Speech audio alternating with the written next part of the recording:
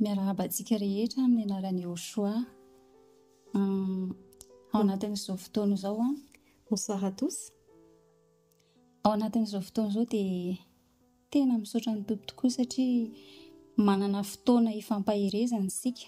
Donc nous bénissons le Seigneur pour ce moment de partage qu'il nous accorde. Ifampitantana ao anatin'izao lalana izao. Pour cheminer ensemble dans ce chemin. Satria izay mihitsy no namoronan'i Joshua antsika. C'est parce que c'est le but de sa création pour nous. Ifanohana. Le fait de nous supporter les uns les autres. Ifampahery. De nous encourager. Androantsika. Ce jour donc. Hijery lohahevitra anankiray. Nous allons parler d'un sujet. Mikasika ny hoe faharetana. À propos de la persévérance. Ary io faharetana io dia tena takian'ny Tompo amintsika mihitsy. Le Seigneur nous demande d'être persévérants. Anisan'ny toetra tena mampiavaka an'izany Elohim zany ny faharetana. C'est un des caractères qui distingue notre Elohim, c'est la persévérance. Satria raha tsy manana faharetana izy a. Parce que s'il n'a pas cette persévérance, patience, amin'ny toetra ny zanany tsirairay avy. Envers ses enfants, chacun de ses enfants. Dia efa tsisy teto tsontsika ohatr'izay.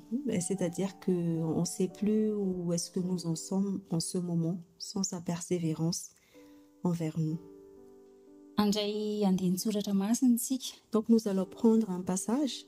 Izay efa tena fantatritsika loatra. Un passage que nous connaissons très bien. Romaina toko faharoa ambin'ny folo a. C'est Romains 12. Andininy faharoa ambin'ny folo. Le verset 12. Mifalia amin'ny fanantenana, miareta amin'ny fahoriana, mahareta amin'ny fivavahana. Donc c'est Romains 12, 12. Vous réjouissant dans l'espérance, patient dans la tribulation, persévérant dans la prière. Raha raisitsika eto ilay teny manao hoe mahareta amin'ny fivavahana. Donc ici, si nous prenons ce passage, persévérant dans la prière. Dia tena mandidy. Donc c'est un ordre. Tena hoe fiteny mandidy. C'est un ordre, c'est à l'impératif. Ary tsy manambitamby mihitsy le fomba fiteny eto. Donc je dis encore une fois, c'est à l'impératif, c'est une obligation. Fa tena hoe mahitsy. Et c'est direct. Dia io teny io a ho antsika zanaka Elohim rehetra. Donc ce passage, c'est pour nous tous les enfants d'Elohim. Fa maninona moa no miteny izy hoe mahareta? Pourquoi le Seigneur nous parle ici d'être persévérant? Satria tia nofontsika ity. Tout d'abord, c'est que notre chair, ilay nofo izay olona taloha zany, c'est-à-dire la chair, l'ancien nature pécheresse, tsy manana an'izay faharetana izay. De base, nous n'avons pas cette persévérance ou encore cette patience. Fa ilay olona vaovao efa nomeny Joshua antsika. Mais le nouvel homme que Joshua nous a accordé, dia io no mila miaina n'ilay faharetana. donc c'est cette nouvelle nature qui doit et manifester cette patience, cette persévérance. Dia noho izany a. Et à cause de cela, ilay olona vaovao izay andehanantsika ao amin'ny Mashia. Donc la nouvelle nature sur laquelle nous marchons en Mashia. No tena resahany amin'izany hoe faharetana izany. Donc cette nouvelle nature qui doit manifester cette persévérance. Dia izay no mahatonga an'ilay hoe andao isika handray an'io lohahevitra mihitsy. Donc c'est pour cela que je nous invite à prendre ce thème qui est la persévérance. Satria maro be dia maro be tokoa ny kristianina. Parce qu'il y a beaucoup de chrétiens No maika lava. Qui est tout le temps pressé. Raha jerentsika kely fotsiny hoe fiainana andavanandro. Nous n'allons pas plus loin, c'est en prenant l'exemple de notre vie de tous les jours. Dia betsaka mihitsy ny tsy maharitra. Très peu ceux qui manifestent la persévérance, pour ne pas dire tout le monde est pressé. Na dia efa zanaka Elohim mary. Même ceux qui sont les enfants d'Elohim. Satria nahoana? Pourquoi c'est ainsi? Satria tsy takany hoe izay ilay toetra ny dada. Parce qu'ils ont l'air de ne pas comprendre que c'est la nature de leur propre père en parlant du Seigneur. Ary ny tena mampatahotra ao anatin'ilay izy Et ce qui nous fait peur en fait, rehefa tsy manana n'io faharetana io ny olona anankiray, si nous n'avons pas ce caractère d'être persévérant, de persévérance, dia tafalatsaka ao anaty fimonomonomana. et souvent on tombe dans le murmure. Dia fantatritsika tsara nefa hoe inona ny vokatry ny fimonomonomana. Et nous savons très bien quelle est la conséquence de la murmure. Mandraritra ny fon'ilay raitsika izany. Car ceci blesse en fait le cœur de notre Père Ary tena mampalahelo azy mihitsy. et ça le fait mal.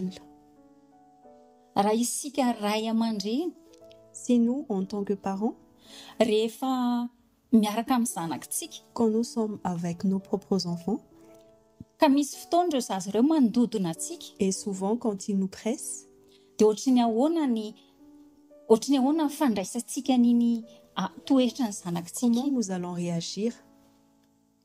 Ohatrany ahoana ny fandraisantsika n'iny?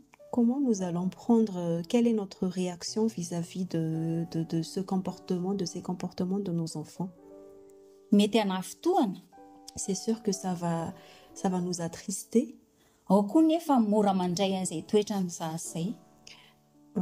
Il y en a aussi qui ont la facilité de prendre ce caractère. Dia ao anatin'izay mihitsy no ianarantsika n'ilay faharetana. Donc c'est dans ce genre de choses que nous allons apprendre la persévérance.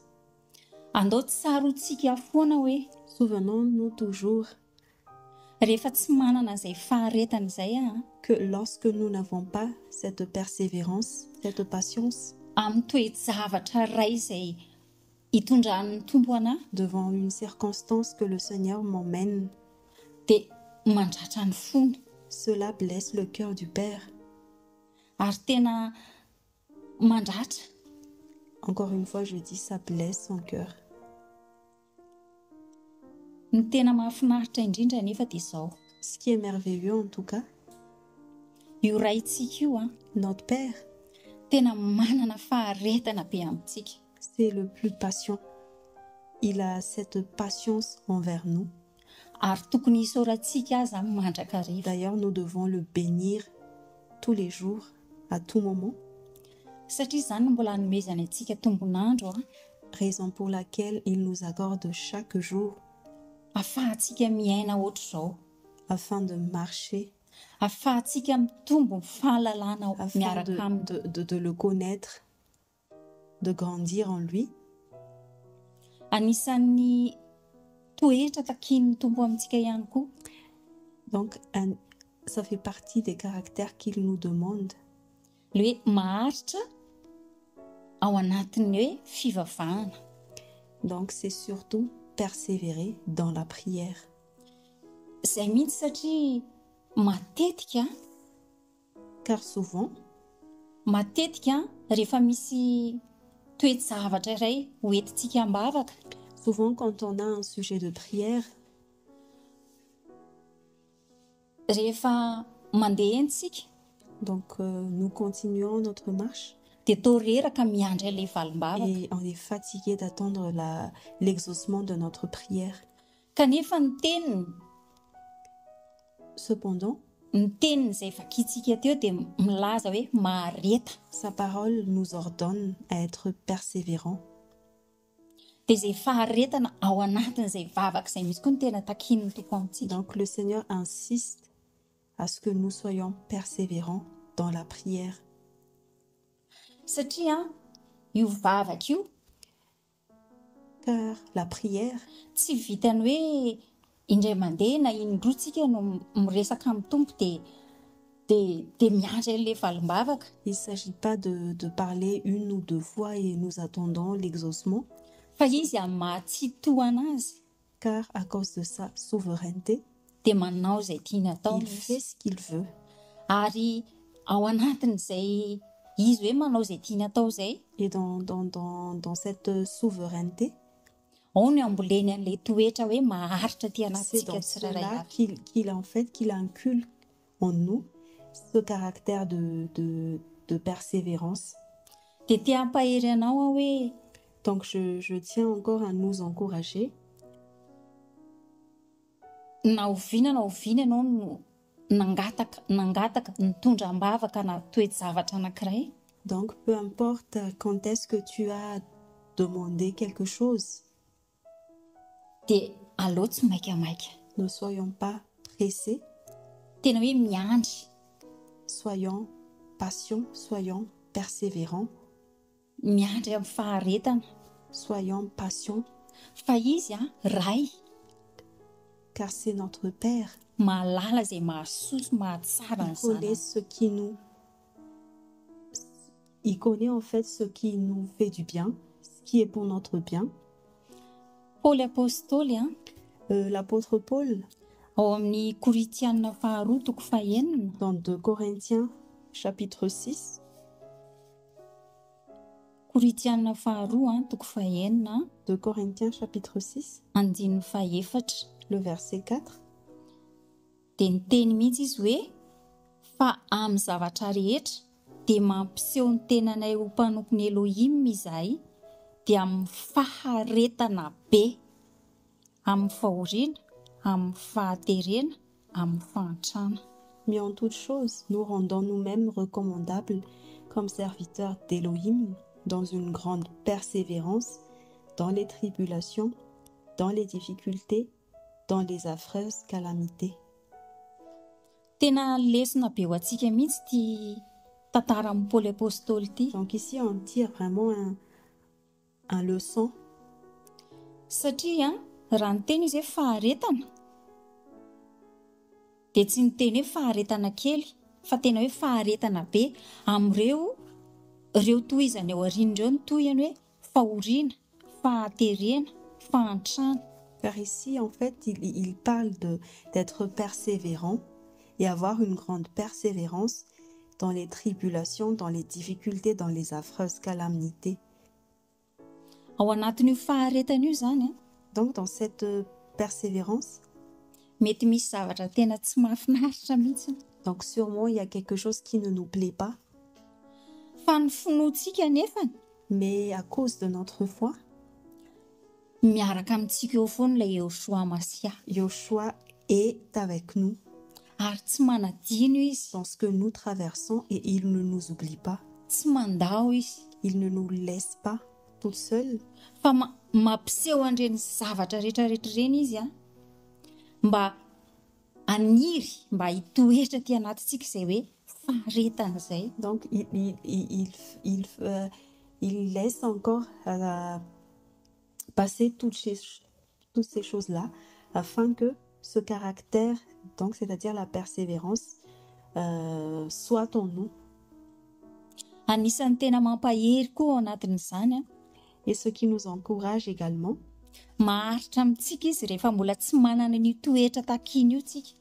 il est patient envers nous, il est miséricordieux envers nous, même si nous ne produisons pas encore ce caractère qu'il demande, c'est-à-dire la patience, la persévérance. Tsy mandodona mihitsy izy, Il n'est pas pressé, fa rehefa tsy voaraintsika le toetra tokony hananantsika car si nous n'apprenons pas en une seule fois en fait ce caractère qu'il exige de nous, dia mamolavolantsika foana izy mandrapatonga ilay izy mitoetra tsara ty anatintsika. il continue en fait à travailler en nous ce caractère. Il est patient, il se lasse pas.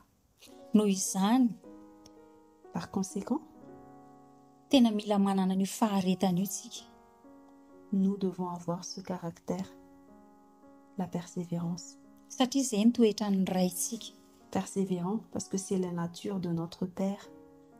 Ary ao anatin'izao lalana hitondran'ny tompo antsika izao Et dans cette marche que le Seigneur nous conduit, na ny fiverenana eny amin'ny raho any lanitra ary même sans retour sur les nuées, dia mila manana izay faharetana izay tsika. son retour nous exige en nous la persévérance. Satria tsika eto amin'izao tontolo izao Car ici, dans ce monde, betsaka ny zavatra tena ampiasain'ilay ratsy L'ennemi, en fait, utilise beaucoup de stratégies mba ahavariana, pour nous distraire, mba ampiherikerika. pour nous distraire, pour nous divertir. Fa andao tsika tena hanana faharetana miaraka amin'ny Yehoshua. Mais allons avoir cette persévérance, le fait d'être persévérant en Yoshua. Efa nisafidy niaraka aminy tsika Nous avons choisi de marcher avec Yoshua. dia andao tena hanana faharetana miaraka aminy. Allons persévérer, allons continuer cette marche dans la persévérance avec lui. Satria na nilorany ny ainy teo amin'ny hazo fijaliana Le fait qu'il a donné sa vie sur la croix, dia niretany ny fangiry firiana faratampony bah, il a enduré en fait la souffrance la plus extrême mba amonjena sy anao. afin de nous sauver, toi et moi. Ary zany fiaretana na hoe faharetana Donc, teo amin'ny hazo fijaliana cette zany endurance, cette persévérance qu'il a pris, no hananantsika fanantenana ce qui nous donne en fait l'espérance ny amin'ny farany. pour la fin, c'est-à-dire donc l'avenir. Misy andinitsoratra masina iray Il y a un passage ao amin'ny Habakoka. dans Habakkuk, Habakoka toko faharoa donc c'est Habakkuk verset 2.